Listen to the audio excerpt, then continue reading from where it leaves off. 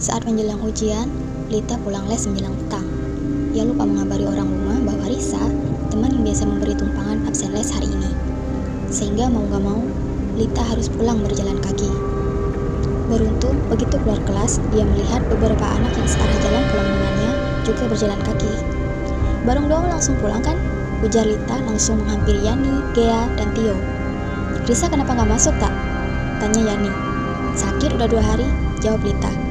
Ayo pulang yuk sebelum gelap, kata Gea yang memang keparnoan sama suasana malam hari. Di perjalanan, mereka bertukar kisah. Gea berkali-kali mengingatkan untuk tidak bercerita soal hantu. Tio yang senang menggoda malah memulai obrolan soal kasus begal di jalan menuju rumah mereka bulan lalu. Katanya korbannya itu sampai sekarang gak ketemu. Tio, berhenti aku bilang. Serga Gea cemberut. Katanya selamat gak ada korban, yang mana yang bener sih? Timpal Lita. Yang aku dengar malah korbannya dimutilasi. Tapi ditutupin karena dekat pemukiman penduduk, biar gak rame, kata Yani. Hei, kalian bisa diem gak sih? Gea benar-benar mulai kesal. Tio tertawa melihat reaksi Gea. Slow, Ge, kan kita ramean.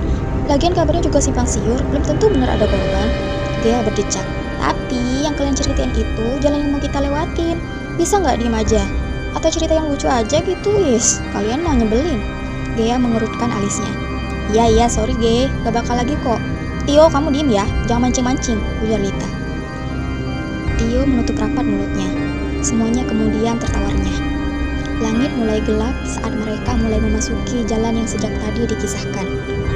Jika tanpa penerangan lampu, jalan yang mereka lewati sudah gelap gulita.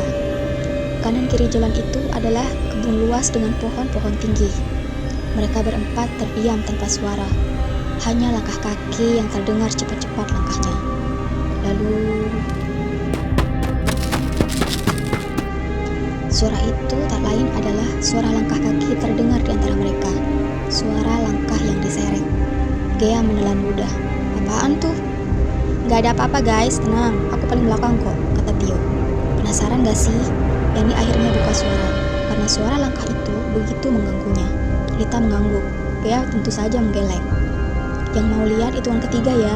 1, 2, 3. Mereka berempat sontak menoleh ke belakang. Mereka saling pandang karena suara itu masih terdengar, tapi tak ada siapa-siapa di belakang mereka.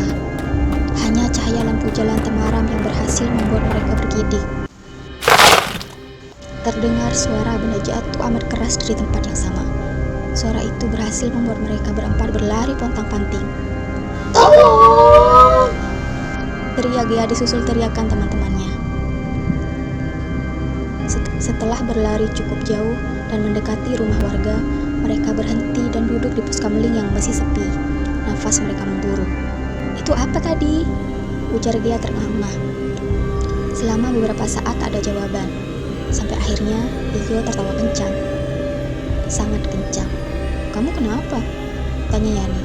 Ya, kita lucu gak sih? Lari-larian minta tolong, padahal cuma dengar suara begitu, ujar Tio. Yani menggeleng. Enggak yo. Kalian lihat gak sih barengan sama suara buk? Ada bayangan hitam mendekati kita, ujar Yani. Gea menggeleng tak percaya. Aku gak mau ngakuin, tapi aku juga ngerasa gitu. Ia lalu membekap wajah ke kedua telapak tangannya. Lita masih membisu. Ia terlihat paling pucat. Nafasnya paling ngos-ngosan. Lita juga lihat kan? Tanya Yani. Lita menggeleng, menatap satu persatu temannya, kecuali Tio. Lalu apa? Tanya Gea penasaran dengan reaksi Lita. Aku lihat, tapi bukan bayangan seperti yang kalian lihat. Berarti apa?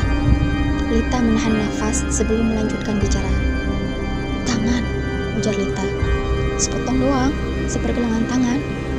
Banyak darahnya, debu juga, kotor pokoknya, dan dia manggil-manggil aku dan kalian.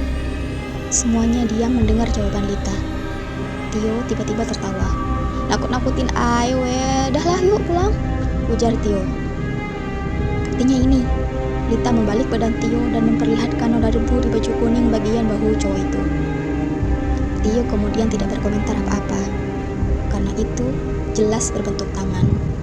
Bekas tangan yang menepuk bahunya.